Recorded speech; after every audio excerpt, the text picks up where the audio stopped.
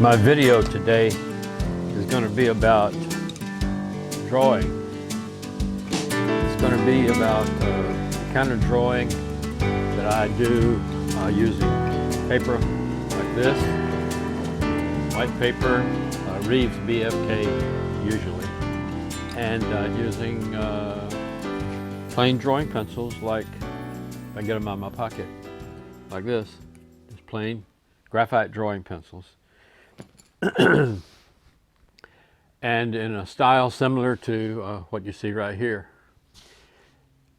I'm going to be drawing a portrait of a granddaughter that I am duplicating. It's a project that I've been had in the works for some years now, since she was about 8. She's 12 now, so it's 4 or 5 years ago that I promised her I would do it. And I already did it once, but it didn't turn out so well. The perspective is off. And I decided to do a second one. They look almost identical. So I'm doing the same thing, but this time I have it drawn off in a better perspective. And I've been working on it, and it's turning out pretty good. I'm really pleased with it. I'm getting back to what I did many years ago, from about 1980. For years after that, I did these kind of portraits. This is a kind of a small one, but I want to go into detail about how I work and the processes I go through for deciding what to do and how to do it. And I hope you enjoy it. Don't forget to subscribe to my channel, Albritton Graphics. Onward and upward.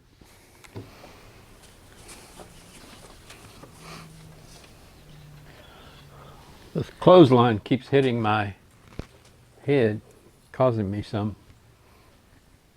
alarm. Anyway, getting down to it here.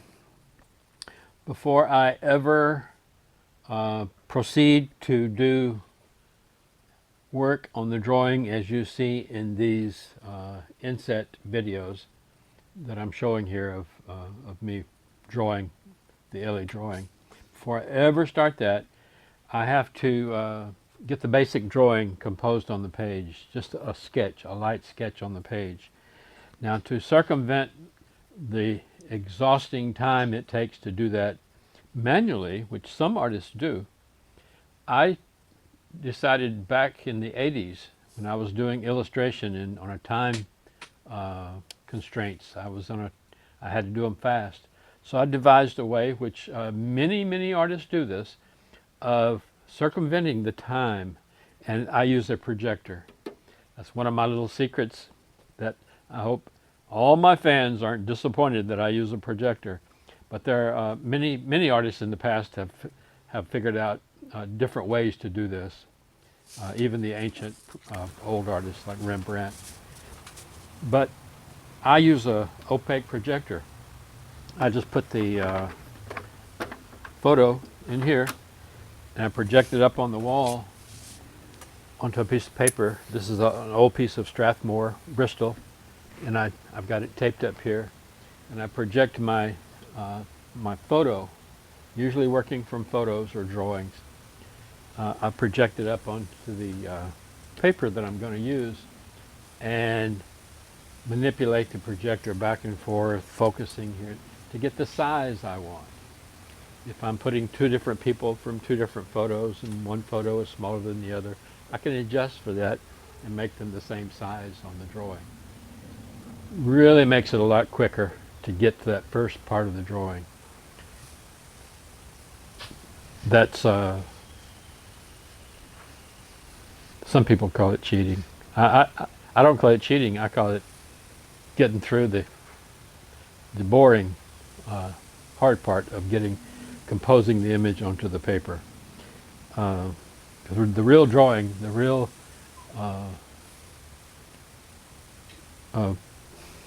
this thing really bugs me. The real drawing of the image comes after, and I do a lot of changing, and I put all the color, do all the the values and the lines and the shapes, do all that in the processes you see right there, or right there. I don't know where I'm going to show it. So that's what I do first. That's the very first thing, is I get it, the placement of the image sketched out onto my paper before I ever take it down and move it over to the drawing table. Once I get it sketched out, I just take it like this and I move over to the drawing table.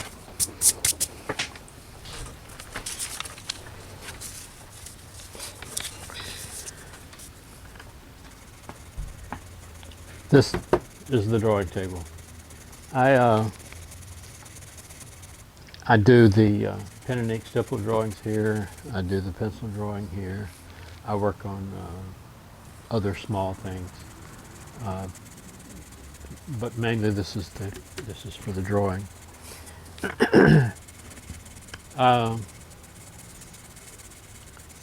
When I get over to this table here, it's not like I can sit here and draw constantly until the drawing's finished. That never happens. That cannot happen. It's too stressful on my eyes, for one thing, and I just get so bored just sitting here in one spot doing the drawing. Now, as you can see in the inset videos, wherever they are, it takes an incredibly long time with the coloring technique that I use with the pencils. Now I start out usually with a HB. An HB is kind of a medium grade pencil hardness, and the pencils are graded by hardness. The harder they are, the lighter they color. I very seldom go harder than HB. There's another HB, a different brand, a green pencil. And I will get the entire drawing executed, usually with an HB pencil, so that it is in that sort of a monotone, very flat, gray, very few value variations in the first stage, using that HB. Once I do that whole thing in HB, and this will take me, I may work. It's a good day. I'm very excited to work, and it's a good day if I can work like 3 or 4 hours in a day.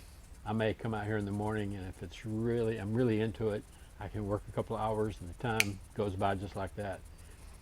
And then I come back in the afternoon after lunch, and I'll work another couple of hours. And in the early days, years and years ago, I could sit and sweat working all day long in the heat without air conditioning. I was so focused and attentive. Another thing that I did in the early days was use like for instance, where'd my photograph go? This one. Oh, here's the photograph. Here's the photograph I'm using for this one. I actually have a 10 power magnifier. And years ago, I would use that magnifier to look very closely at the details, especially in the eyes, around the mouth, the features that really made the person look like the person. Well, my eyes have gotten old and tired now, and I can't use the magnifier anymore. It's just too stressful on my eyes. So I just eyeball it. I just look at this and draw from looking at the reference photo. But I'll draw. Sometimes I sit down here and draw for 15 minutes, and I just can't do it anymore. I'll stop, go do something else. Plenty of things around here to do, and then come back later and I'll work on the drawing. And then sometimes I won't do a drawing for months or years. This drawing has been in the works for. I did this whole complete drawing right here. See, this is the first one. I did this whole drawing last year. It's on a smaller piece of paper, and it never looked right. And what happened was, and I know exactly what happened, because I was suspicious of my actions at the very beginning, and that was in the projector phase. When I was projecting the basic shapes up onto the paper, I had my projector slightly tilted. It was angled, and I thought I had it adjusted it manually, but I didn't. It was angled. It was, and so it made the top of her head slightly bigger than it should be. Very minute differences that I can tell, but it makes it not look like her. So now I think I've adjusted for that, and I have a better perspective drawing, basic sketch of the drawing that I'm working on. So, working on it 1 hour or 15 minutes, sometimes 3 hours, sometimes 2 hours. If I stay at it, if I do something every day on it, I can finish a drawing this size in a week or two. Just staying at it, do some every day. Back in 1980, we had a little business here in Atmore where I was doing the drawings. I was having to do them. My brother Lloyd was selling them on commission basis, and I was having to do a big one, much bigger than this, in a week. And I just got so burned out doing that because it was forcing me to be actively engaged with my eyes and my hand and my brain, trying to get all these little intricate shapes drawn onto the paper. And it forced me into early retirement. I stopped doing it for a long time, and when I got to Atlanta, I did a few more of them, and I just continued to do them because I really enjoyed doing it. I just didn't enjoy doing it under pressure. That was the thing.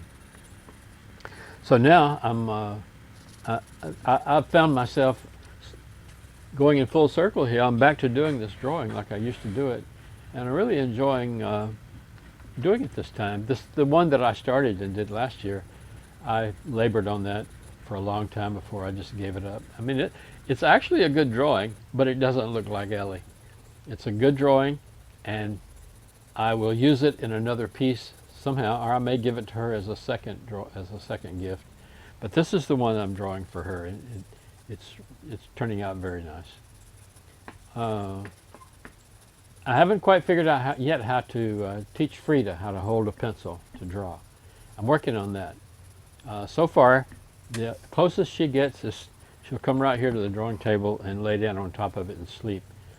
Presumably, she likes the spot because I'm here so much breathing on the paper, and I have my essence here on the papers and stuff. So she likes to come, and she'll sleep right here on top of it. She doesn't hurt it. I've got these other cover sheets on it.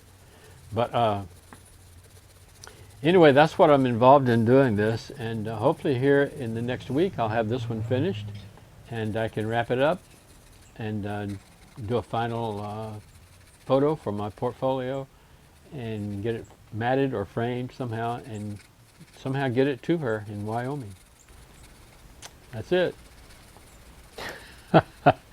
And no, your eyes are not deceiving you. I am drawing upside down. I had a guy ask me one time about my drawing techniques, and I happened to mention sometimes I even draw upside down. He was amazed. And I had to explain to him when I draw, I'm only drawing shapes and lines. The picture doesn't have to be up straight where I can see the person's face upright, straight. I can draw from the side of the drawing, from the bottom of the drawing upside down to at the bottom of the drawing. It's all the same to me. So yes, I am drawing upside down.